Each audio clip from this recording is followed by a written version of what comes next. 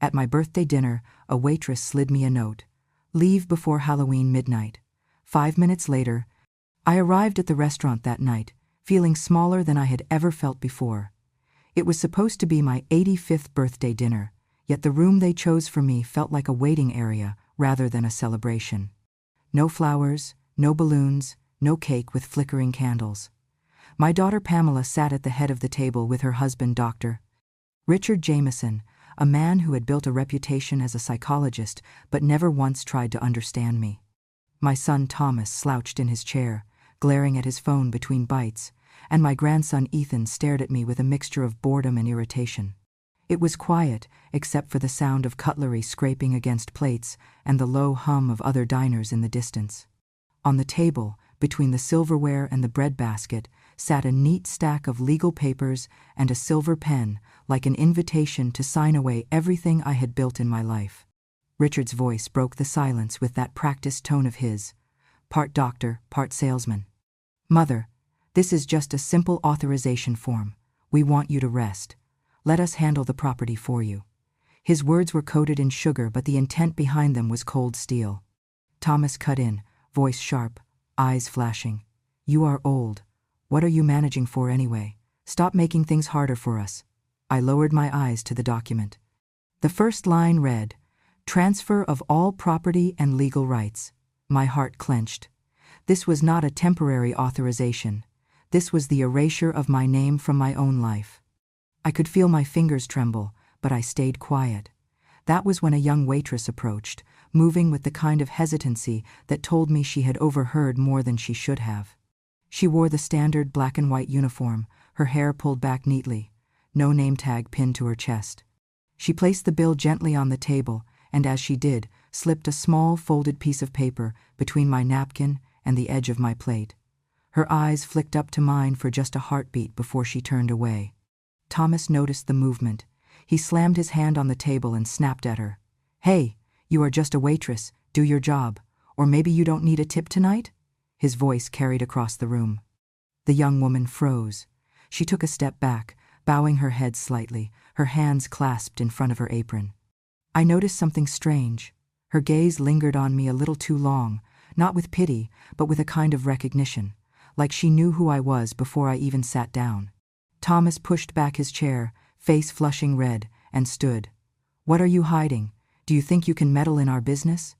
His arm lifted, palm open, about to strike. I stood quickly, stepping between them without thinking. His hand swung through the air and cracked against my cheek. The sting exploded across my skin. The room went silent, except for the thud of my heart. I stumbled back into my chair, my hand pressed to my face. No one moved. No one reached for me. Pamela only murmured, eyes still on her wine glass, "Mother, do not make a scene. It is your own fault for interfering." I sat there, dizzy from the blow, the taste of humiliation on my tongue. My son had raised his hand to another woman and struck his own mother, and still no one apologized. I forced my hands to stop shaking long enough to unfold the paper the waitress had slipped me. The handwriting was small and slanted, but clear. "Leave before Halloween midnight. They forged your signature already." I read it once, twice. My breath caught in my chest. The edges of the note dug into my palm, as if trying to wake me from a long sleep. For a moment I could not hear the clinking of glasses or the whispers at the table. All I could hear was the sound of my own blood rushing in my ears. 5 minutes later, as I sat there frozen, I heard Richard's voice drift from the hallway just outside the private room. He thought I was still at the table. He thought I was deaf, old, oblivious. "She will not even know she signed it twice," he said into his phone, his tone stripped of its usual polish. "Just file it under her maiden name. You get your cut, I get the house." Each word felt like a nail driven into a coffin I had not agreed to enter.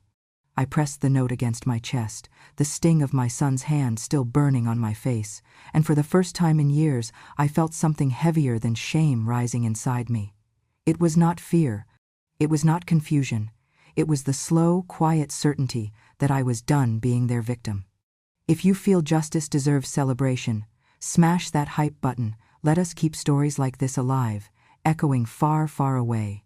Your support helps us bring understanding and love to those who deserve it. Thank you so much. Keep listening. I sat there at that table, their silver pen glinting beside the stack of papers, and realized the truth. This was not my birthday dinner. This was an ambush, and they had no idea I had just been warned. That night, I sat awake by the window, the sting on my cheek a constant reminder. They forged your signature already. The words would not let me sleep. The next afternoon, I returned to the restaurant. Not for answers. I knew I would not get any from the ones I had raised. I came hoping to find the girl. The waitress who dared to speak when everyone else stayed silent, but she was not there. A different staff member greeted me. They said no one by that description worked their regular shifts. No name, no number. It was like she had disappeared. I walked toward the small park down the street, unsure of why.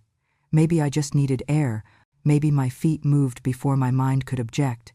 And then, like something out of a story I would have never believed if told, I saw her.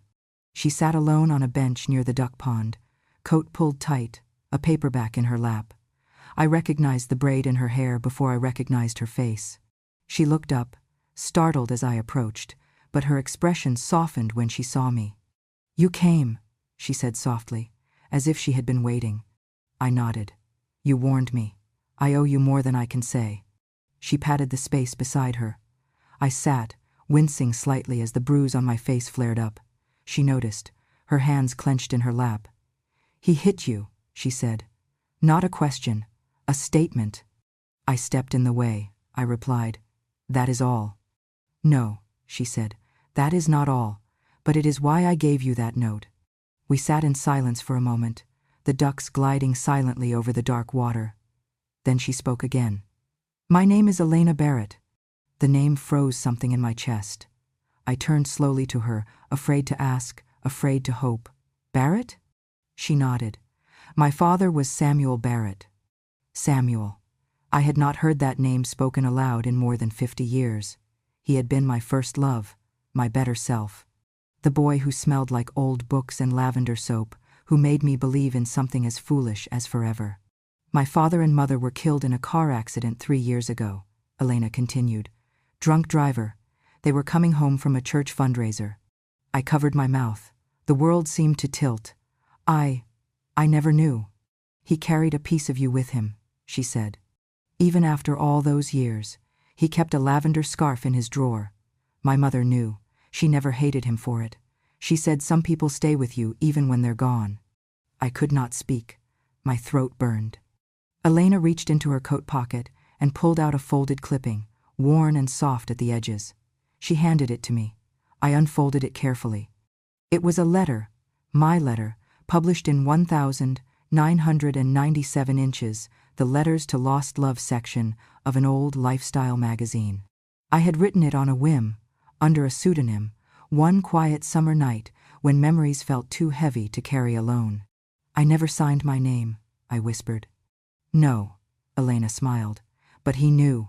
He recognized your words. He said, 'She still remembers me the way I remember her.' He read that letter at least once a month." I stared at the paper. My words stared back. Elena looked at me with a kind of reverence I had not seen in years. Not pity, not condescension, respect, recognition. "I know I am not family," she said. "But when I saw what they were doing to you, I could not stay silent.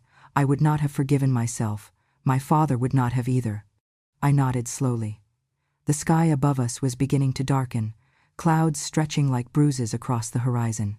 "Thank you," I said, "for more than the warning, for reminding me I existed before they tried to erase me."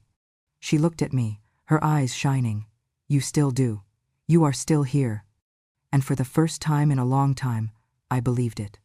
We sat on that bench until the streetlights flickered on, two women with more history between them than most blood relations, one born from my past, one perhaps meant to be part of my future. When I stood to leave, she said gently, "He used to say, 'Some people you do not get to marry, but they still teach you what love really means.'" I turned to her and smiled through my tears. He was right. It was not the first time they had tried to silence me. The note, the forged signature, the sting of Thomas's hand, None of it had come out of nowhere. It was simply the latest chapter in a much older book, a book they thought I had burned or forgotten. But I remember everything, especially 1978. That was the year we buried my first grandchild. She was barely 4 years old. A quiet little girl named Annabelle, who loved to hum when she played with her wooden puzzles, and who called me Mimi with a lisp that melted my heart every time. They said she died from complications related to a congenital condition, that it was in her genes. A weak child from the start, the doctor, my own son-in-law's father, had said. Dr. Harold Hollingsworth, a man who walked like God wore his white coat, a man whose word was treated like scripture in our family. But I had seen things. I had seen him sneak small, unlabeled vials into Pamela's diaper bag. Just vitamins, he would say, patting my hand like I was an old woman too fragile to understand. Smart supplements, ahead of their time. I was 38 then, sharp, steady, and not the kind of woman who ignored a mother's instinct. I questioned him, not once, not twice, but 3 times. "Why are you giving her those pills, Harold?" I asked him one evening after dinner. He looked at me over his bifocals, his smile thin and practiced.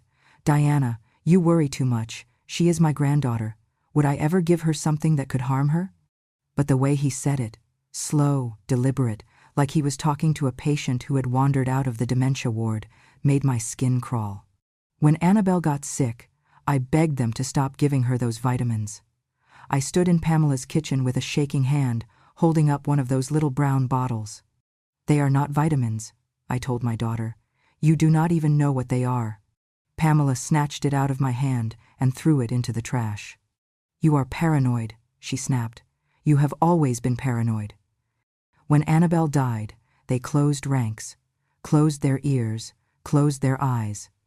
I told the coroner about the supplements.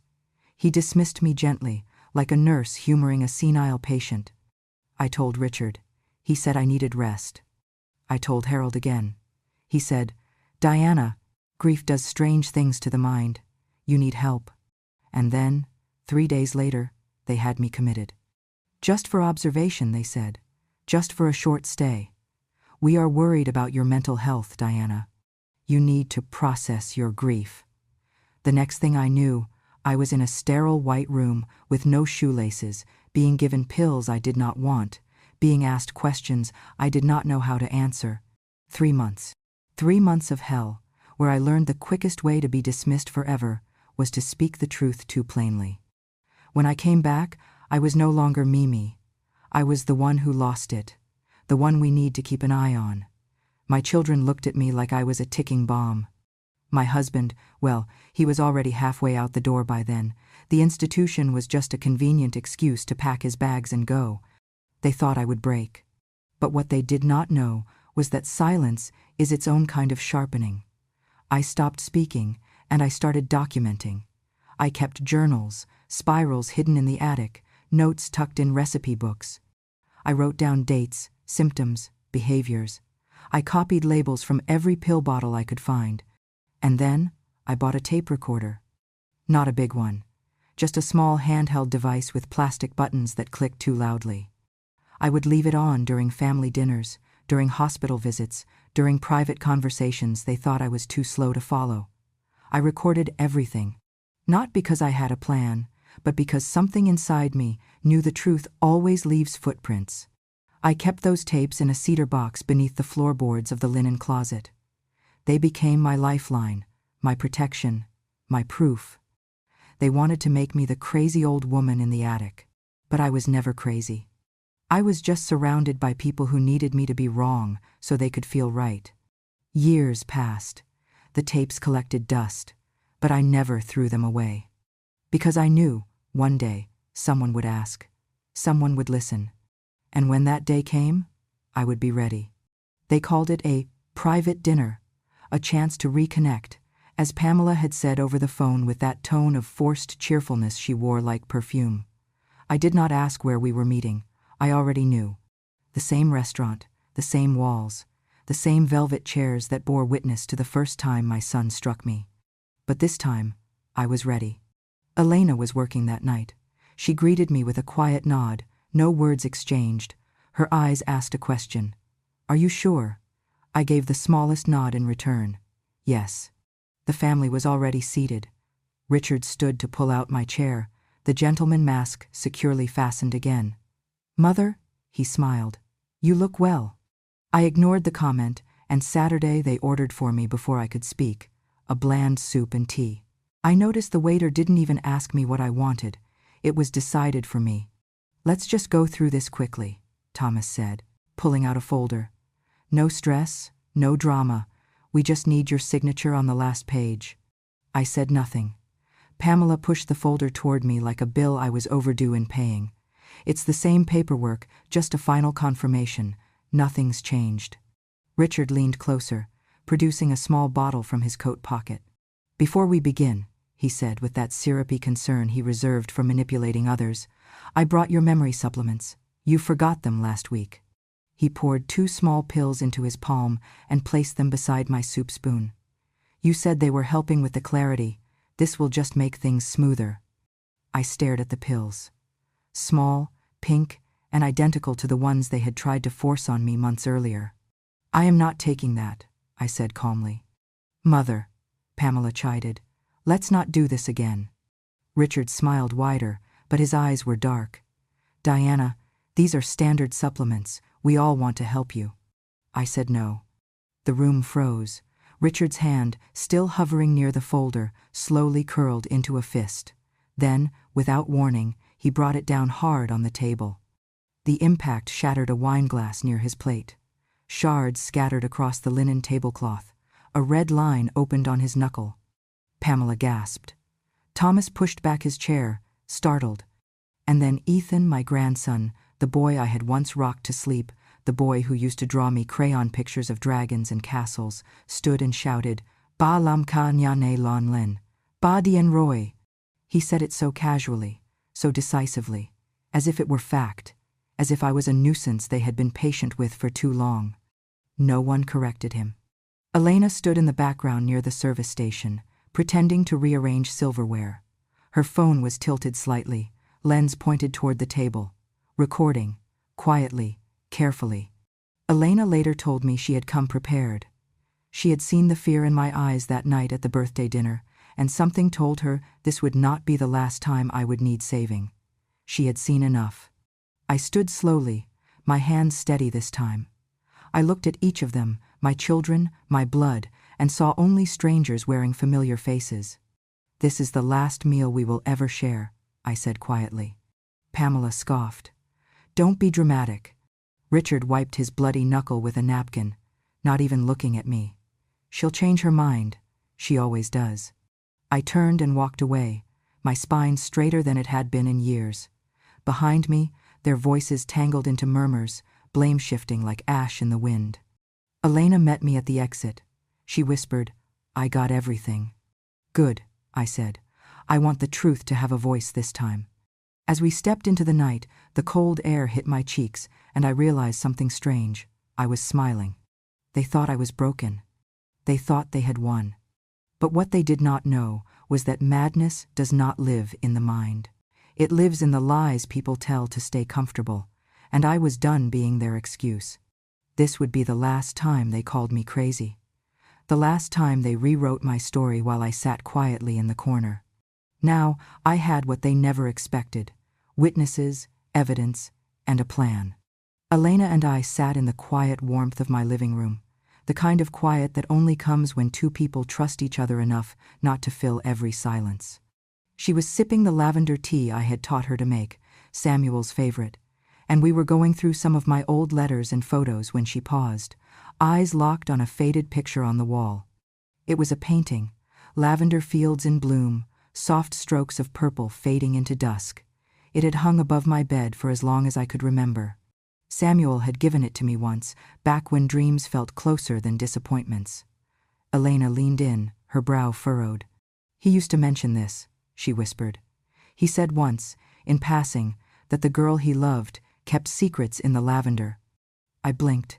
He said that? She nodded.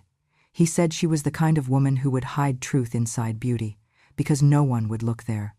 I stood, heart racing. I had never really thought about it, not in years. The frame was old, the corners dust softened, but something about it suddenly felt hollow. I lifted it from the wall. It was heavier than it should have been.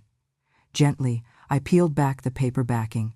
There, wedged between the canvas and the wood, was a small cassette tape in a plastic case marked in pen, Fall 1978. My fingers trembled. I had long forgotten this tape existed. I thought it might have been lost, or maybe I had convinced myself it had never existed at all. I handed it to Elena. "That's the year they locked me up," I said. 3 months, after Annabelle died. We sat together on the floor as I pulled out the old cassette player from my closet. I had kept it, half out of nostalgia, half out of stubbornness. The machine clicked as I pressed play. The audio was faint at first, static, muffled voices. Then, slowly, it sharpened into the chillingly calm cadence of Harold Hollingsworth. I knew that voice. I had heard it testify in courtrooms, speak at conferences, bless our dinner tables like a priest of science. But this time, he was unguarded. "They're too young to remember," his voice said. "Small doses, mixed in with the regular vitamins. The parents won't notice unless they're looking." A pause. "We'll see early signs by 2 or 3. If the nervous system responds, they'll just call it developmental delay. Maybe autism. Nothing traceable." Another voice, a younger man, unsure. "But what if the families ask questions?" Harold chuckled, low and dismissive. "They won't. The ones who do? We handle them. Like Diana. Emotional. Grieving. She imagined it." I pressed pause. Elena stared at the player like it might burn her hands. He knew exactly what he was doing," she said. "This wasn't an accident." I could not speak for a long moment. My heart was pounding in my ears. I had always believed something was wrong, that Annabelle hadn't died from natural causes, that the vitamins were never just vitamins. That Harold was using his own grandchildren as test subjects for whatever trial he could not get published. But no one believed me. They said I was making it up. They said I was fragile, unstable, grieving too hard. They drugged me, locked me away. My own husband signed the forms. My own daughter nodded along. Elena's voice broke through my thoughts. "You didn't forget," she said softly. "They made you doubt. That's different." My throat closed. Tears welled in my eyes. Not forgetting is a curse when the world demands you pretend it never happened. I looked down at the cassette. I had held the truth for years, yet lived like a liar. That is the power of manipulation, making you afraid of your own mind. But now, I had more than a memory. I had proof. "Can we copy this?" Elena asked. I nodded. "We'll make a digital version, burn it to a CD, save it on a USB, make sure it never disappears again." She gently placed the cassette back in its case like it was made of glass. "This changes everything," she said. Yes, I thought. It changes everything. They invited me back into the house as if nothing had happened. Pamela called and said they just wanted to finish everything with grace. She used words like closure and respect. I could hear Richard in the background rehearsing charm, his voice careful, low, controlled. I said yes. I dressed slowly that morning, a lavender brooch at my collar, my hair combed, my steps steady. Elena offered to come with me, but I told her no. This part I had to do alone. Not because I was afraid, but because I was no longer. Their living room was decorated like a brochure for forgiveness. Candles, light jazz, tea brewing on the table, untouched. They smiled too wide, spoke too softly. It was the performance of guiltless people trying to fake closure. Thomas stood near the fireplace. Ethan sat on the arm of a chair, arms crossed. Pamela and Richard flanked the coffee table, where the folder lay open. The same papers, the same pen. "Let's just do this calmly," Richard said. "One signature, and we'll all be free of this weight." I nodded, sat down slowly, took the pen in my hand. I let it hover over the page, long enough for them to start believing they had won. Then I looked up. "I brought something too," I said. Richard blinked. "What?" "A gift," I said. "A voice from the past. You'll want to listen closely." I reached into my bag and pulled out the portable speaker. Pressed play. The room filled with static, then cleared into Harold Hollingsworth's unmistakable voice. They're too young to remember. Small doses, mixed with vitamins. When the nervous system breaks down, they'll just call it autism. No one questions the grandfather. And Diana, she's emotional. The grieving kind. We'll institutionalize her if she resists. No one moved. Pamela's face turned the color of wet ash. Thomas took a step back. Richard reached for the speaker, but I pulled it out of reach. You used to think I was crazy, I said, voice steady. You locked me up. You stole my words. You turned my own daughter against me. Silence. Thick. Ugly. Ethan looked between his parents. Mom? His voice cracked. You knew? Pamela opened her mouth. No words came out. Ethan looked stunned, like the foundation of his life had cracked open. He didn't speak for the rest of the trial, but he never defended them again. Not once. Did you know? He asked again, louder. Pamela's eyes welled. She turned to Richard, then back to me. They said you were unstable. They said you imagined it. I didn't imagine a dead child, I said. Richard recovered his voice first. This changes nothing legally. This changes everything morally, I interrupted, and you know it. Elena had already made copies. The digital file had been backed up 5 times. There were emails scheduled. The truth had already taken flight. I stood. My hands didn't shake. My knees didn't wobble. I looked them in the eye, each of them. You tried to erase me, I said. You called me delusional because I was the only one awake, but I've never been clearer than I am now.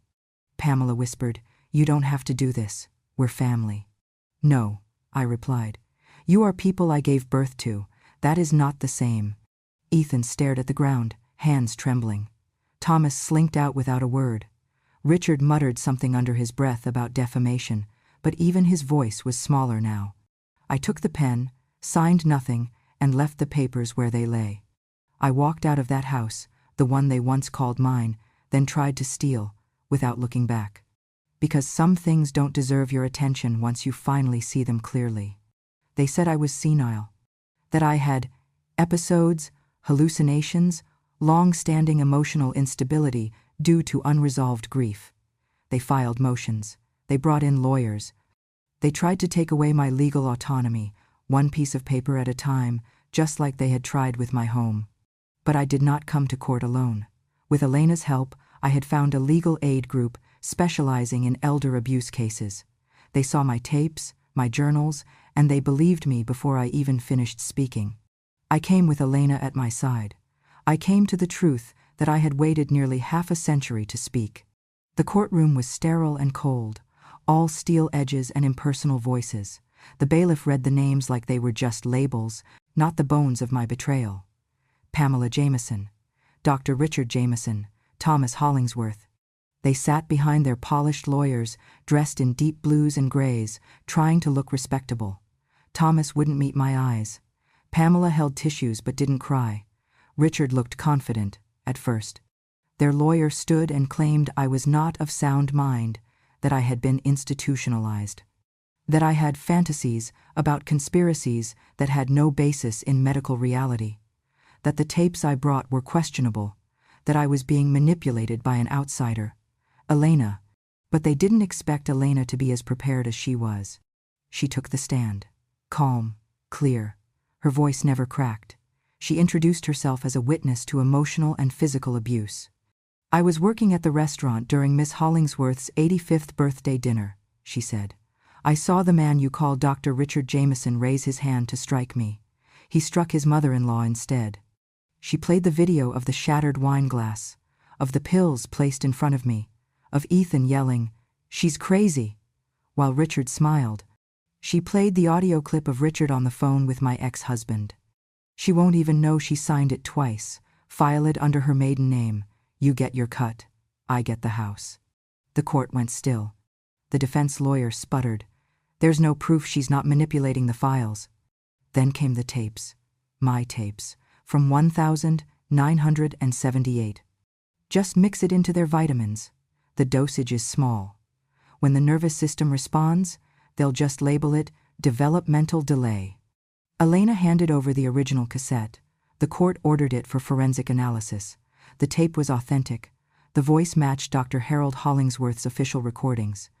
The judge's expression began to change. Next came the autopsy. Elena had helped me file for a review of Annabelle's medical records. They had been dismissed at the time. Genetic, they said.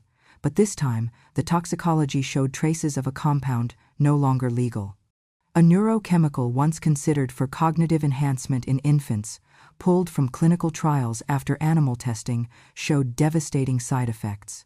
Harold had been one of the lead researchers. Annabelle had been his first test subject. I did not cry. I sat still as the room gasped, as the defense faltered, as my children's faces collapsed under the weight of what they always knew but never wanted to admit. Pamela was stripped of her guardianship over Ethan. Richard lost his medical license. The board cited gross ethical misconduct, violation of patient safety, and abuse of power. Thomas was placed under investigation for aiding in real estate fraud and elder financial abuse. The judge turned to me during final statements. "Miss Hollingsworth," he said, "do you have anything you wish to say?" I rose slowly. My hands no longer trembled. "You called me crazy," I said, my voice echoing louder than I expected. "You said I imagined things, that my grief made me dangerous. But it wasn't madness that killed Annabelle. It was silence. Yours." I turned to them. All three. "Crazy isn't seeing the truth," I said. "Crazy is knowing it and doing evil anyway." They didn't meet my eyes. Not once. But I stood taller than I had in years, because finally, the world had listened. We left the courtroom in silence, not because there was nothing to say, but because justice has a weight that does not need to be spoken aloud. Elena held my hand, not like a granddaughter, not like a friend, but like something new, something chosen, something whole. I did not return to the old house. I did not pack. I did not call Pamela. She had shown me everything I needed to know. There are ties deeper than blood, and sometimes the truest family is the one that finds you when you have nothing left. A month later, I signed the papers. I made it official. Elena Barrett became, in the eyes of the law, my daughter. But in truth, she had already been that long before. Not through bloodline, but through loyalty, through presence, through the simple act of believing me when no one else would. We moved to a quiet lake house, not far from where Samuel used to take his family fishing. It had lavender by the porch, wild and untrimmed, the way I like it. The attic became our archive, a museum of memory. My old journals, the tapes, the letters no one read, the truth no one wanted. Elena labeled every shelf. 1978, the year of silence. 1986, the misdiagnosis years. 1997. The letter that was never answered. And finally, 2025, the year I spoke back. She called me Mama D. The first time she said it, I cried, not because of grief but because of peace. We made rituals. Every Thursday night, we listened to one tape, not to reopen wounds, but to remember why healing had to matter. Sometimes we sat quietly after, sometimes we screamed into pillows. Sometimes we laughed, because surviving horror doesn't mean you stop finding joy. We cooked together. Lavender chicken, Samuel's favorite. French onion soup, mine. We planted rosemary by the kitchen window. I taught her how to sew a hem, she taught me how to back up files to the cloud. Sometimes we danced. One morning, she painted a wooden sign and nailed it to the front porch. I read the words again and again until they were part of me. Elena and Diana, two voices that refused to be silenced. It made people stop. Neighbors asked questions. A local journalist came by once. We told her everything, not to shame, not to shock, but to remember. Because silence is not peace. Silence is how they hide you. Silence is how they bury you before you're dead. I spent years in that coffin. Elena opened the lid. I never heard from Pamela again. Not a card, not a call, not even after the ruling. Not even after I was officially listed as mentally sound and fully competent. I didn't need her to call. Because for the first time, I didn't need her approval to feel real. The world has a strange way of turning. The ones who break you often think they own the pieces. But I found my way back, not because I was strong, but because I was not alone. And in that final clip of the video, as the screen fades to black and the lake glimmers in the distance, I say what I had waited a lifetime to understand. They wanted me silent. They needed me small. But Elena reminded me, your voice does not disappear when people stop listening. It disappears only when you stop believing in it. I believe in mine now. And I believe in hers. We are not broken. We are not defeated. We are loud and living and free. They say some stories end with silence, some with a slam of a door, and some with a wedding march echoing across a lake at sunset. Ours ended with violins. It was a small ceremony, not grand, not expensive, but it was honest, and that made it richer than any ballroom reception I had ever been to. Elena wore a simple ivory dress with capped sleeves and a tiny lavender sprig pinned to her hair. Her partner, June, warm, brilliant, and the kind of person who makes a room feel like home, stood beside her, eyes brimming with tears before the vows even began. The wedding was held on the lawn, just behind our lake house. The same grass we once planted rosemary over, the same air that had carried our laughter on quiet evenings. There were folding chairs arranged in rows, neighbors, a few friends, people who had heard our story and stayed. And me. They asked me to sit in the front row. They gave me a seat no one could deny, not out of pity, not out of formality, but because they wanted me there. As a mother, as a witness, as the one who saw them before the world did. Elena held my hand before walking down the aisle. "Mama D," she whispered, "you made this possible." I smiled. "No," I told her. "You did. I just made sure you had the voice to say yes." The music began. Not a march, but a slow instrumental of Here Comes the Sunday, the kind of tune that feels like a promise instead of a performance. I watched her walk toward June, sunlight threading through her braid like gold. My heart ached, not with sadness, but with something deeper, a quiet kind of joy only possible after decades of grief. They read their own vows, no officiant speaking on their behalf, just truth between two women brave enough to love in the open. "I promise," Elena said, voice steady, "to believe you even when the world does not, to protect your joy like you protected mine, to never call you crazy for speaking your truth." I wiped my eyes, not because I was old, not because I was sentimental, but because I had never imagined I would live long enough to see love like that, spoken aloud without shame. After the ceremony, there was cake, real cake, with flowers and 3 tiers and a layer of lavender frosting that melted on the tongue. We danced. Yes, I danced. Slowly, and with a little help, but I danced. June's father spun me once and said, "You raised a hell of a woman." I did not raise her, I corrected him. She found me, and I just finally learned how to hold on. That night, under strings of fairy lights and the rising hush of lake water against the shore, Elena tapped a fork against her glass and stood. She looked radiant, confident, alive. "There's someone I need to thank," she said, her voice cutting gently through the air. "Not for helping plan the wedding or for the decorations, but for something bigger." She turned to me.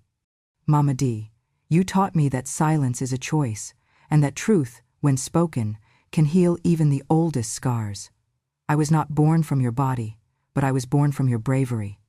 And today, I carry your name with pride." The guests clapped, but I could barely see them through my tears. For decades, I had been told to sit in the corner, to be quiet, to be just the grandmother, the problem, the liability, the shadow no one wanted in their photographs. But not this time. This time, I was in the picture. This time, I sat in the front row. And when they asked for a family photo, Elena pulled me in beside her, not behind her, not beside the cake, but center stage, right where I belonged. If there is a lesson to be found at the end of this story, it is not just about truth, or justice, or even survival. It is about this, that sometimes family is not the people you share your blood with. It is the people who hear your story and choose to stay anyway. That night, before we turned in, I looked out over the lake one last time. The water shimmered, moonlight catching every ripple like applause. I could almost hear Samuel's voice in the wind. She was always the kind of woman who saved herself. I whispered back, not just me anymore. And I closed the door. Home. Finally. If this story stirred something deep inside you, if it reminded you that truth, no matter how long buried, always finds its voice, then you're exactly where you belong. Here on Grandma True Stories, we tell the tales others tried to silence. Real voices, real betrayals, real justice, told by the quietest woman in the room. So if you believe wisdom doesn't age and revenge has no expiration date, hit that subscribe button, ring the bell so you never miss the next true story that was never meant to be heard. Thank you for listening, for remembering, for choosing not to look away. Until next time, stay sharp, stay kind, and never let them rewrite your story.